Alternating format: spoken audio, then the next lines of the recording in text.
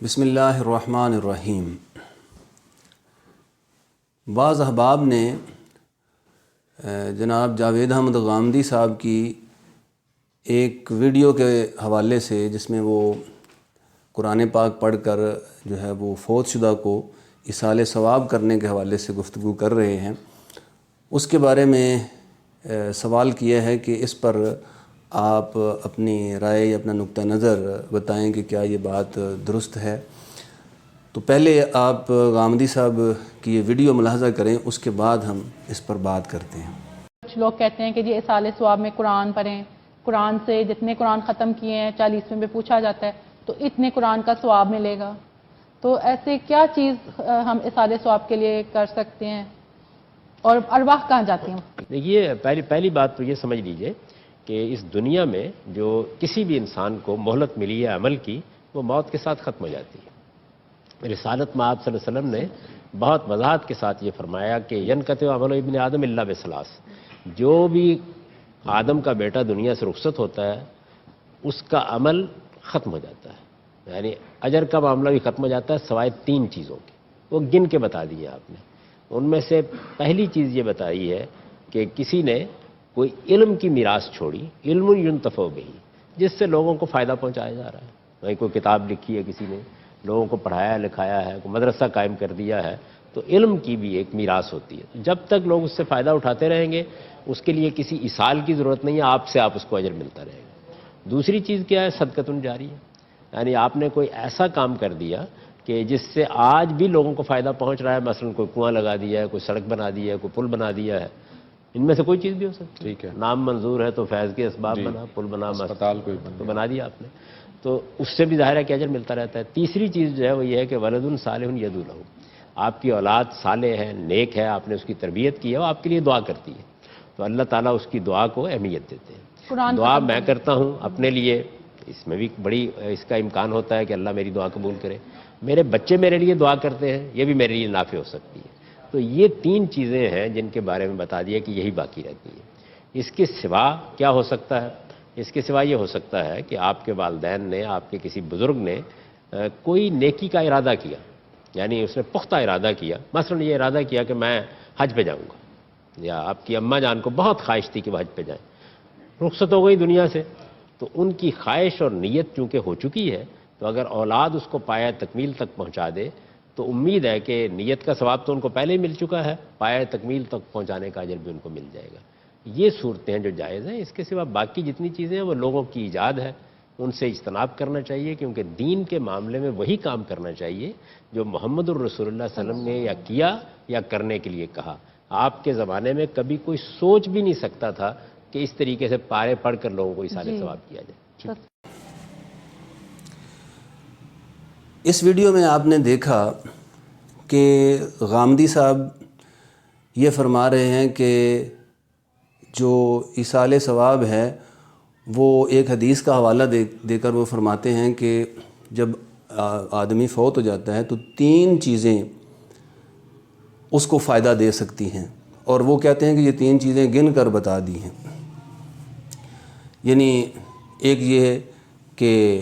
علم جس سے اس کو نفع ہوتا ہے، اس کے بارے میں، اس کے حوالے سے انہوں نے کچھ چیزیں بتائیں، اور پھر صدقہ جاریہ، اور پھر ولد صالح، نیک اولاد۔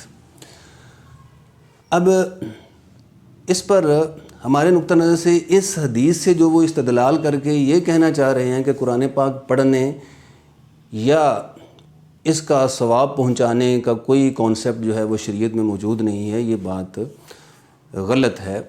اس کی وجہ یہ ہے کہ بہت ساری احادیث میں اور دیگر روایات میں قرآن پاک کے ایصال ثواب جو ہے وہ قرآن پاک کے ذریعے اس کا ثبوت موجود ہے۔ بعض روایات کا، احادیث کا ہم ذکر کرتے ہیں، اور مسلمانوں کی جو روایت ہے اس بارے میں، جو علماء کا جو نظریہ ہے اس پر بات کرتے ہیں۔ ایک حدیث جو مسند احمد میں بھی آئی ہے، نسائی میں بھی ہے، اور ابن ماجہ میں بھی ہے، اور ابو داود میں بھی ہے کہ اپنے فوت شدگان پر سورہ یاسین پڑھو۔ اس کا مطلب یہ ہے کہ سورہ یاسین پڑھنے سے ان کو ثواب پہنچتا ہے، ان کو فائدہ ہوتا ہے۔ اسی طرح اور بھی بہت ساری اسی سے ملتی جلتی روایات ہیں جو مثال کے طور پر صحیح بخاری کی شرح جو ہے وہ عمدۃ القاری میں ذکر ہوئی ہیں اور احادیث کی کتابوں میں ذکر ہوئی ہیں۔ اس کے علاوہ جو مسلمانوں کی روایت ہے اس میں بھی اس کا ذکر موجود ہے۔ مثلا ابن تیمیہ جو ہیں مجموع الفتاویٰ میں انہوں نے لکھا ہے کہ اگر کوئی نفلی نمازیں یا روزے یا قرآن پاک پڑھ کر اپنے کسی فوت شدہ یا زندہ عزیز کو یا متعلقین کو پہنچاتا ہے تو اس میں کوئی حرج نہیں۔ اسی طرح ایک فتویٰ دارالعلوم دیوبند، تو اس کی ویب سائٹ پر فتویٰ موجود ہے، میں وہ پڑھ کر آپ کو سنا دیتا ہوں۔ اس میں وہ لکھتے ہیں کہ قرآن پاک پڑھ کر مرحوم کو ایصال ثواب پہنچانا جائز و درست ہے، اس پر جمہور اہل سنت والجماعت کا اتفاق ہے، کسی بھی حدیث سے اس کی ممانعت ثابت نہیں ہے،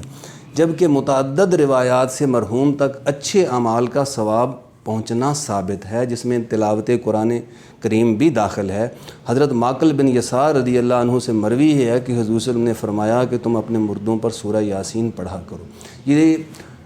جو دارالعلوم دیوبند کی ویب سائٹ ہے اس میں یہ فتویٰ ہے۔ تو اس میں بھی وہی بات جس کا ہم نے پہلے حوالہ دیا حضرت ماقل بن یسار والی حدیث کا، تو ابن تیمیہ کا ہم نے حوالہ دیا۔ اس کا مطلب یہ ہے کہ احادیث میں اور مسلمانوں کی روایت میں یہ چیز واضح اور ثابت ہے کہ قرآن پاک سے ایصال ثواب ہو سکتا ہے اور کیا جاتا ہے، اور اس میں کوئی نہ صرف یہ کہ حرج کی بات نہیں بلکہ اس کا فائدہ ہوتا ہے۔ اگر کوئی ایصال ثواب کو ویسے ہی نہیں مانتا یا اسلام ہی کو نہیں مانتا یا آخرت کے تصور ہی کو نہیں مانتا تو اس کی تو بحث دوسری ہے، لیکن کتاب و سنت کے نقطہ نظر سے اگر آپ بات کریں گے تو یہ چیزیں واضح طور پر ملتی ہیں۔ اب آتے ہیں دوسرے پوائنٹ کی طرف۔ دوسرا پوائنٹ یہ ہے کہ یہ جو حدیث ہے جس کا غامدی صاحب نے حوالہ دیا کہ صرف 3 چیزوں کا فائدہ پہنچتا ہے، پہلی بات تو یہ ہے کہ صرف 3 چیزوں کا یہاں حصر مقصود نہیں ہے۔ غامدی صاحب نے تو فرما دیا نا کہ گن کر تینوں چیزیں بتا دی ہیں، حالانکہ صرف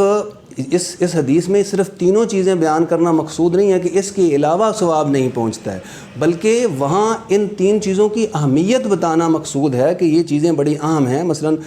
آدمی جو ہے وہ کسی کو علم دیتا ہے، علم پہنچاتا ہے، یا صدقہ جاریہ جو ہے، یا جو ہے وہ ولد صالح نیک اولاد جو ہے، اس کی اہمیت کہ اس سے اس کو مرنے کے بعد بھی فائدہ پہنچتا ہے، یہ بتانا مقصود ہے۔ حصر مقصود نہیں ہے کہ ان کے علاوہ کسی چیز کا فائدہ نہیں پہنچتا، ورنہ جیسا کہ ہم نے ذکر کیا کہ حدیث میں دیگر جو ہے حدیث میں قرآن پاک سے ایصال ثواب کا ذکر بھی موجود ہے۔ پھر دوسری بات یہ ہے کہ اگر حصر مقصود ہو اور صرف یہی 3 چیزیں مراد ہیں تو پھر سوال یہ ہے کہ پھر جو ہے وہ جنازہ پڑھا جاتا ہے، اس کا تو اس حدیث میں ذکر نہیں ہے،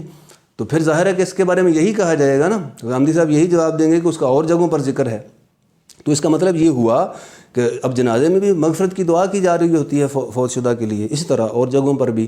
تو مقصد یہ ہے کہ دیگر حدیثوں میں دیگر جگہوں پر دیگر جو اسلامی شریعت کی جو تعلیمات ہیں اس کو بھی دیکھنا ہوتا ہے، صرف یہ نہیں ہے کہ ایک حدیث میں ایک چیز بیان کر دی گئی ہے تو اس حدیث کی بنیاد پر یہاں تو جنازے کا بھی ذکر نہیں ہے، تو کیا جنازے کی دعا بھی اس حدیث کی بنیاد پر غلط ہوگی؟ نہیں،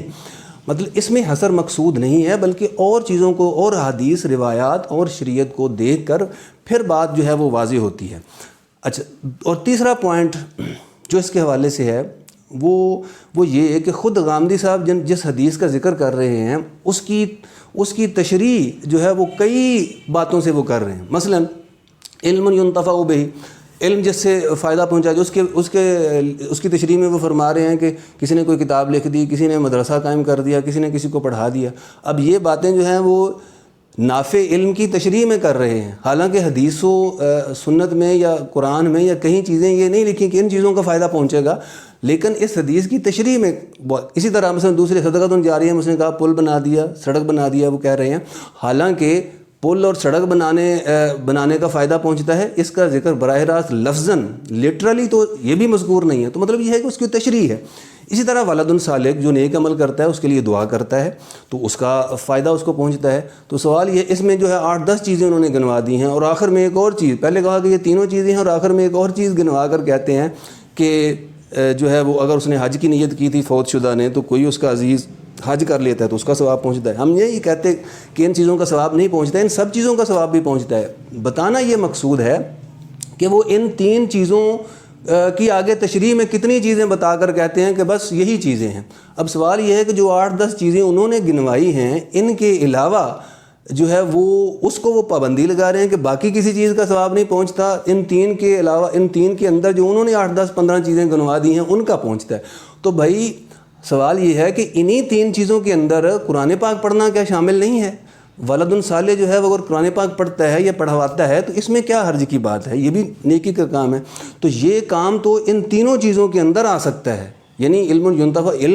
علم نہیں ہے قرآن پاک، اگر اس کو کوئی پڑھتا ہے، پڑھاتا ہے، اس کی تعلیم دیتا ہے، یا اس کو صرف پڑھتا بھی ہے اور حدیث سے ثابت ہے کہ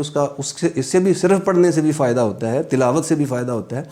تو بھائی یہ جو تلاوت قرآن ہے یہ تو اس حدیث کی تینوں چیزوں کے اندر آتی ہے۔ تو سوال یہ ہے کہ آپ جو چیزیں گن کر بتا رہے ہیں اس کو تو آپ کہہ رہے ہیں کہ اس سے تو اس کو فائدہ پہنچے گا، اس سے تو ایصال ثواب ہوتا ہے اور باقی چیزوں سے نہیں ہوتا۔ تو حقیقت یہ ہے کہ بعض لوگ مجھ سے سوال کرتے ہیں اور میں یہ عرض کرتا چلوں کہ اس طرح کے جو معاملات ہیں نا، مثلا وجہ تخلیق کائنات پر ہم نے ایک دن جو ہے ویڈیو بھی بنائی تھی غامدی صاحب کے نقطہ نظر سے، اور بھی جو اس طرح کے امور ہیں، اس میں میرا تو تاثر یہ ہے کہ محترم غامدی صاحب جو ہے نا ان کے دلائل جو ہیں اس میں کسی دور دراز گاؤں کی اہل حدیث مسجد کے نیم خواندہ مولوی صاحب سے زیادہ مؤثر نہیں ہیں اور زیادہ جو ہے وہ گہرے نہیں ہیں۔ تو بہرحال یہ جیسا کہ آپ نے دیکھ لیا کہ ایصال ثواب کے حوالے سے جو انہوں نے نقطہ نظر پیش کیا یہ کتنا سطحی ہے،